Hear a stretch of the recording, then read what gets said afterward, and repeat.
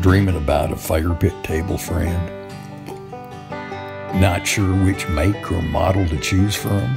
Well, today I'm going to explainify the things you need to look out for, important features all fire pit tables have in common, how to make the best decision for you, plus do a complete unboxing, assembly, and review of this here one that just arrived at my doorstep today.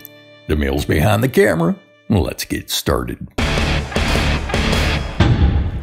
Alright, so first we're going to talk about this Topshak GF2 fire pit table sent to me by Banggood.com so I can do a review unlike any other you'll find on the interweb. Full disclosure, when you're a worldwide smash hit YouTube sensation superstar, people try to send you stuff all the time in hopes for a favorable review.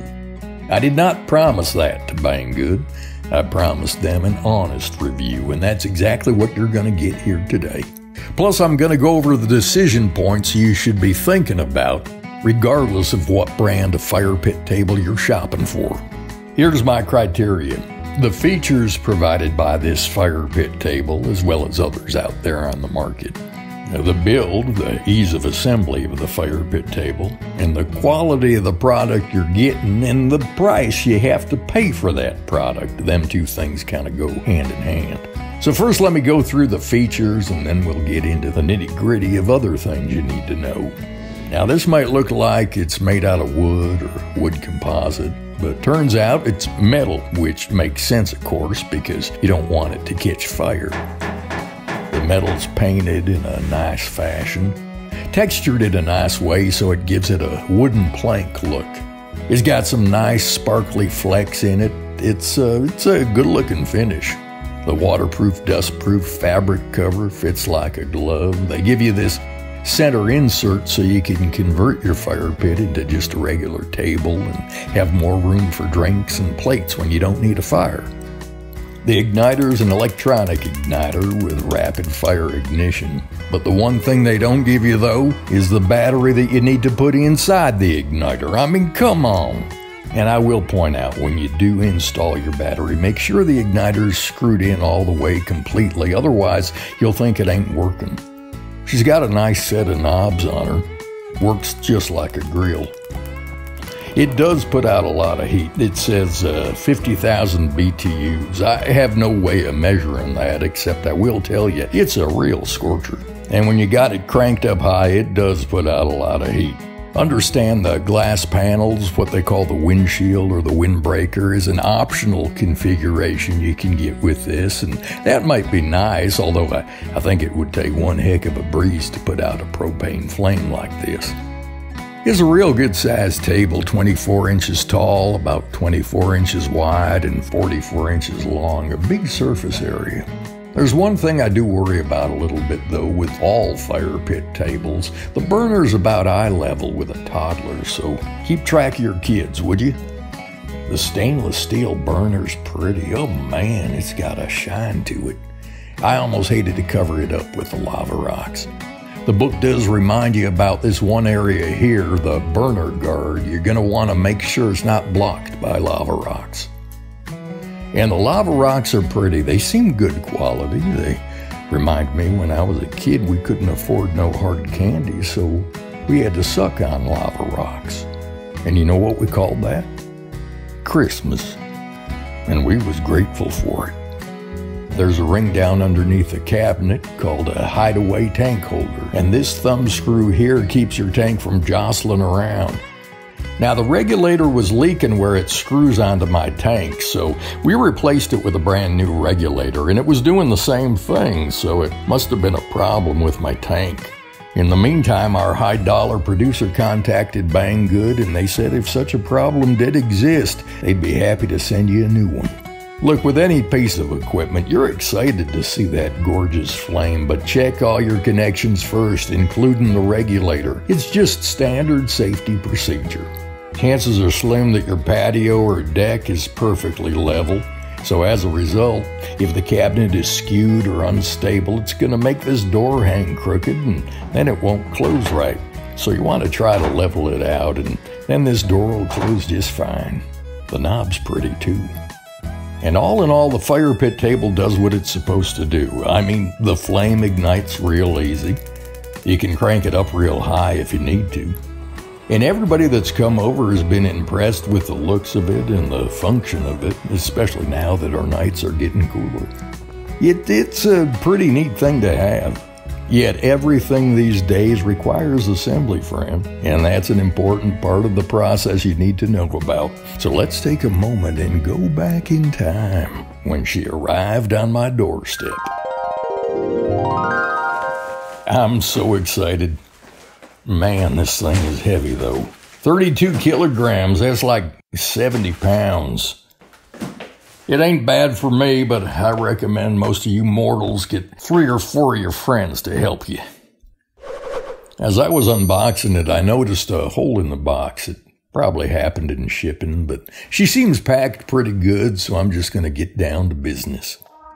I read through the instructions and noticed a few translation errors, but the pictures are good and only 9 steps. And after 5 of them, the cabinet's already assembled and ready for propane. Also, hats off to Topshak for keeping it simple. All the bolts are the same and the nuts, just one oddball screw for the knob. Stage right, Phillips head screwdriver.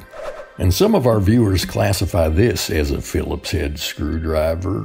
I don't recommend it. Now, they say the legs are arranged 6, 7, 8, and 9. And that would be fine, but I've deduced some of these legs had the wrong sticker numbers attached. More on how to figure that out in a minute. It's obvious the frame goes into this fancy notch on the legs. Not much space to operate my screwdriver, though. It was tricky, and if it weren't for these gloves, my knuckles would be all scraped up. So I used my 10mm socket whenever I could. The little make-believe wrench they give you can also help. Now, it's not stable yet because, remember, there's only 4 screws so far. So here's how you could tell which legs go where. You got these 2 legs over here. There's nothing special about them. They're identical. But it's these 2 legs over here, near this ring, what holds your propane container. These 2 legs are special because the door needs to go there. So forget about the stickers, just understand you gotta have a hinge on this side and a catch on this side because that's where your door's gonna hang. 20 bolts left. First 4 are gonna go into the 3 side panels. That makes 12 bolts paired up with 12 nuts. And the little baby wrench does a good job of helping you snug these in place. And by the way, the book says these are washers. These are nuts, not washers. And as you put on the remaining side panels, you might come across a pre-drilled hole that isn't perfect, but it wasn't nothing I couldn't muscle through. Now, with the top of the fire pit placed upside down, I used my God-given strength to flip the cabinet over onto it. And if you don't have that kind of strength, maybe the little girl down the street can help you. But you want to make sure the cutout notch is accommodating the control assembly, you see?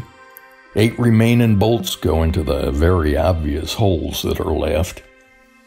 And by this time, she's starting to feel real sturdy.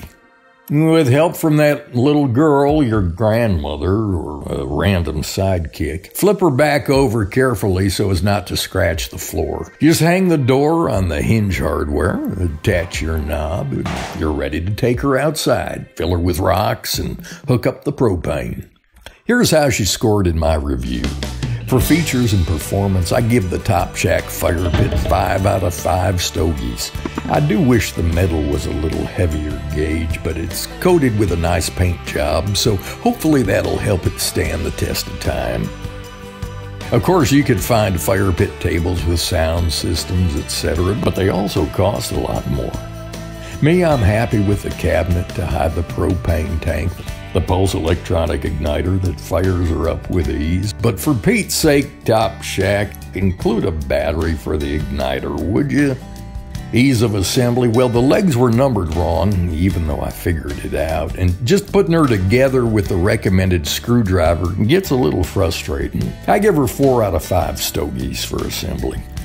Quality and cost. I've seen cheaper fire pit tables that aren't as attractive and fancier ones that are in the thousands. At the time of this review, the Topshak fire pit table was $3.99, marked down from $6.99. I'd say that price hits a sweet spot. You'll find the link below. However, I can't turn a blind eye to that lack of a battery. I'm just knocking off a third of a stogie for that, because for some people it ain't that big of a deal. So let's see, that's 13 2/3 out of 15 stogies, which translates into a marvelicious 91%. That's a pretty good rating. Hope this helps you make your decision, friend. This is Merv himself. I'll see you next time. You know, we do genuine how-to videos, so be sure to subscribe for all my latest secrets.